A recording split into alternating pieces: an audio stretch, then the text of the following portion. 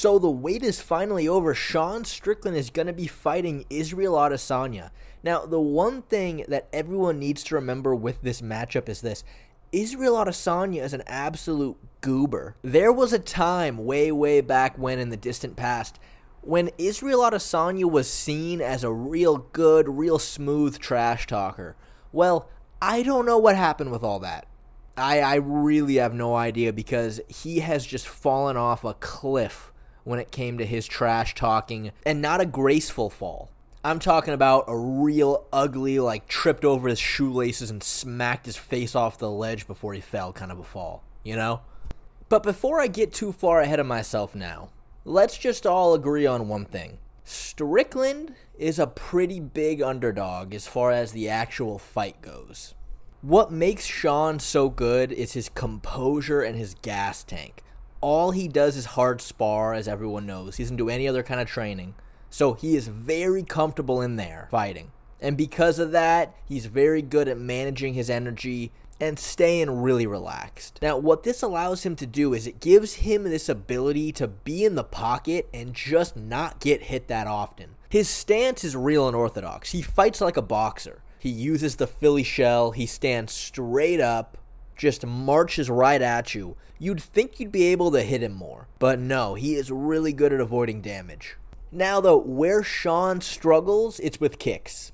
We saw it in his last fight against Abis Magomedov, who really put the pressure on him with his kicks. Sean was really struggling, mounting any offense. Every time he threw a jab, Magomedov threw a calf kick. He was throwing a ton of push kicks. He had real sneaky fast head kicks, and Sean really got stifled until Abis just completely gassed out in the next round and then got finished. Another interesting one was Sean versus Uriah Hall. Now, as you know, Uriah Hall has really good high-level kicks, but he didn't use them against Sean at all. He completely elected to just box with him in the pocket and got completely eaten alive. He threw like 2 calf kicks, which landed real cleanly and is a great weapon to use against Sean, but he just didn't do it.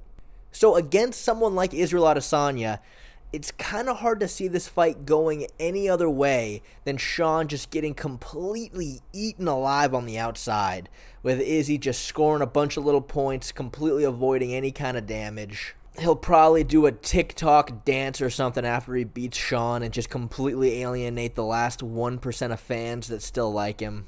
But speaking of TikTok dances... Who's the best striker on stage? I mean, I would say me, but I mean, that man was the one that slept that man, so, you know, next to me, probably Alex. I mean, what was it, like 2-0 against Izzy? Izzy, what was it, 2-0? Did you watch the whole fight? No, I don't watch Exactly, do your job next time. Oh man, I made the champion man with his frosted tips and his gay little watch. Oh no! The one thing that is more than safe to say is that at their first press conference, Adesanya is going to be a lamb out to slaughter. The thing that is so beyond nightmarish about verbally jousting with Sean Strickland is that Adesanya is so unequipped with anything that could possibly make him mad. It's just impossible. If you're Adesanya, you are not hurting this guy's feelings. This guy has absolutely zero respect for you, and you are at every disadvantage in this press conference. Now, Adesanya, you could set him off with any little thing. We saw it when they had like maybe an entire 2 minutes of talking back and forth in that one press conference when Adesanya fought Cannonier. And that was it. That was like 2 minutes. Imagine that entire press conference just with them two. Bro, your Pornhub is just filled with cartoons, bro. No man that beats off the cartoons is gonna beat me. Bro, trust me. I can tell you what, if you win this fight, when we fight, I knock you out, I'm gonna do a TikTok dance over your grave. Oh, fuck it. Look at this grown-ass man on TikTok. Maybe that's the problem, bro. And you don't want this guy's a champion. Do something about it. You don't want this guy's a champion. Do something about it then. Bro, any Do day. something about bro, it. I will walk outside with you right now. Right now, you want to get my number?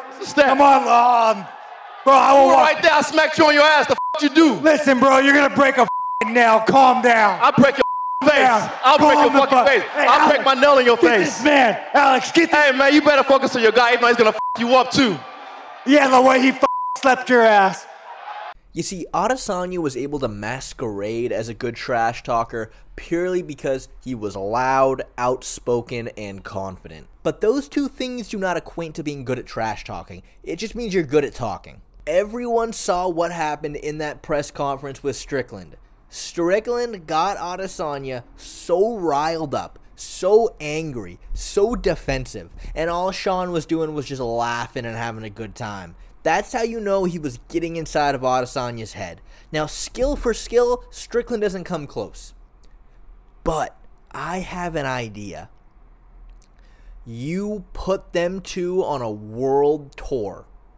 Now, the problem with that is the fight is like 6 weeks away already. So it's going to be crunch time.